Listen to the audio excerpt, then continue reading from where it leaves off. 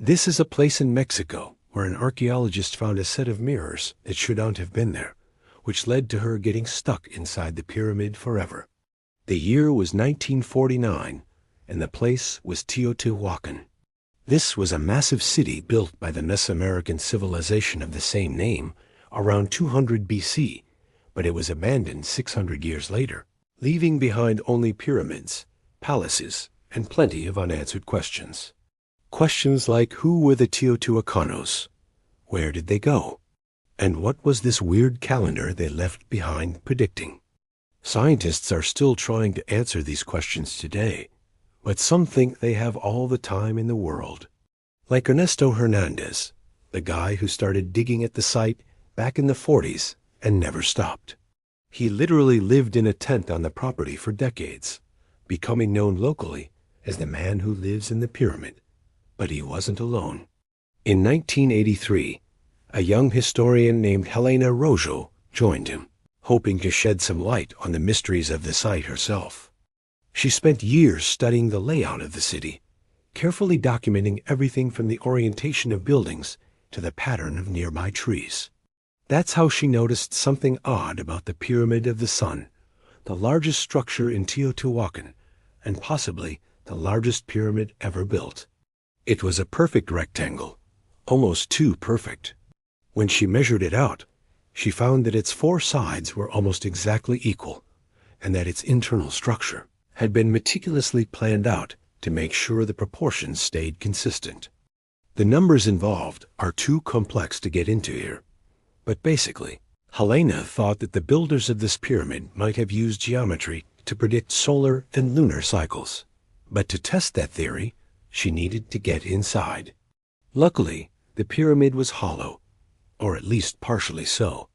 Its builders had created a series of tunnels through the structure, which might have been used for burials or religious ceremonies.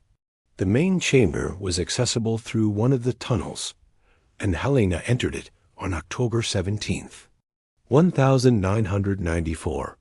The purpose of the visit wasn't entirely clear, though. In some versions of the story, she was just exploring.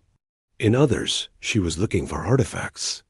But either way, when she reached the center of the pyramid, she found something strange. The floor was covered in small pebbles, which seemed pointless until she stepped on them. They made a sound, a high-pitched ringing that echoed strangely through the chamber. Startled, she tried to leave, but the sound followed her. She turned back and saw that a patch of the pebbles was now glowing brightly, revealing themselves to be polished pieces of obsidian, a type of volcanic glass that makes great mirrors because of its shiny reflective surface. And in the center of the mirror patch sat a large obsidian mirror, so perfectly smooth that Helena could see her own reflection staring back at her.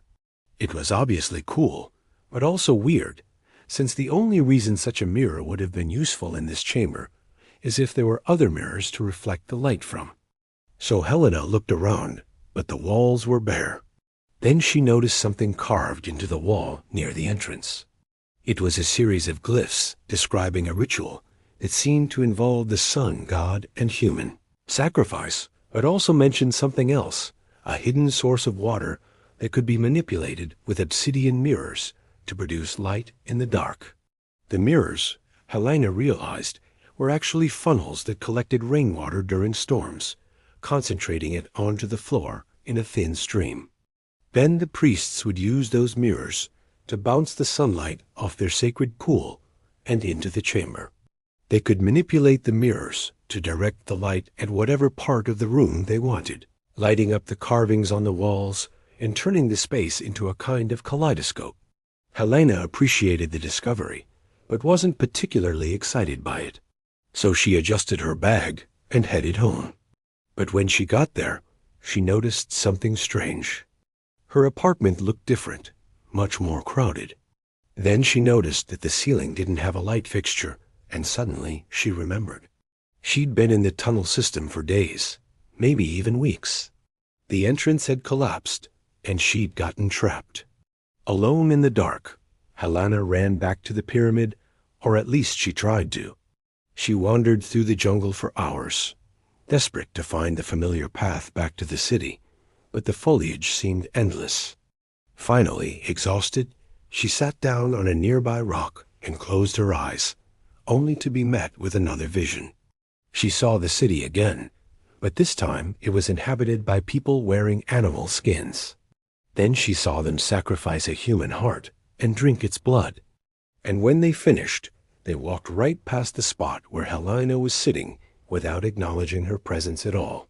She shook her head, confused, then opened her eyes again. But the new vision was even stranger. It was the same clearing, but now the jungle was gone, replaced by a bustling city. There were cars everywhere, along with tall skyscrapers and people dressed in modern clothes. Then she saw herself lying dead on the ground, killed by a falling rock while exploring the pyramid. She watched as her body was taken away and buried in a shallow grave. It was a horrifying experience, but not one that Helena felt she could share with anyone. How would people react if they knew that Teotihuacan was haunted by ghosts? Probably by staying away. And that meant that her discovery wouldn't get the attention it deserved. So Helena kept her discovery a secret, returning to the pyramid every night to practice her visions. She tried to figure out what they meant and how to control them, but also just to feel normal again. For a while, it worked. She could see the city at different points in its history, watch animals play in the plaza, and even chat with the spirits of long-dead priests. She learned a lot about the history of the city and grew closer to the land than she ever imagined possible. But eventually, things got weird. One day she heard gunshots. A group of looters had snuck into the pyramid and were busy stealing artifacts. She warned them that there were dangerous traps in the tunnels, but they laughed and kept digging. So she did something drastic. She concentrated the sunlight with the obsidian mirrors and burned their shovels until they dropped.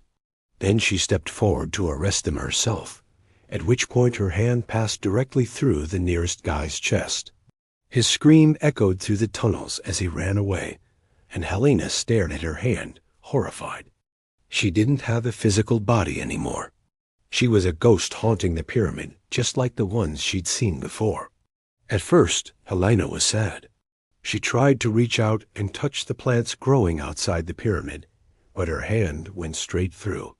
But after a while, she stopped caring. She got to spend every night exploring the secrets of her favorite place in the universe, and she didn't have to worry about taxes or getting old or any of the problems that come with being alive. Then one night, someone new entered the chamber. Helena hid behind an obsidian mirror to watch, and what she saw made her sad. It was another archaeologist, the next person to become obsessed with the pyramid. But this one wasn't like Helena. They weren't curious or respectful. They were destructive. They kicked over the pebbles, cracked one of the mirrors, and stole the big one from the center of the room. Then they left without noticing Helena's reflection staring back at them from the remaining mirrors. And as she watched them go, she realized that she might never get out of the pyramid now. All of the portals to other times and places had been destroyed, leaving her trapped forever in the only reality that she can see, the one where Teotihuacan is overgrown and forgotten. Helena was trapped forever, doomed to wander the halls of a dead city, surrounded by nothing but her own memories and the ghosts of a forgotten civilization. The end. Thanks for watching. If you enjoyed this story, check out the series, where I explore haunted places from all over the world. We cover everything from haunted houses to cursed islands, so there's bound to be something for everyone.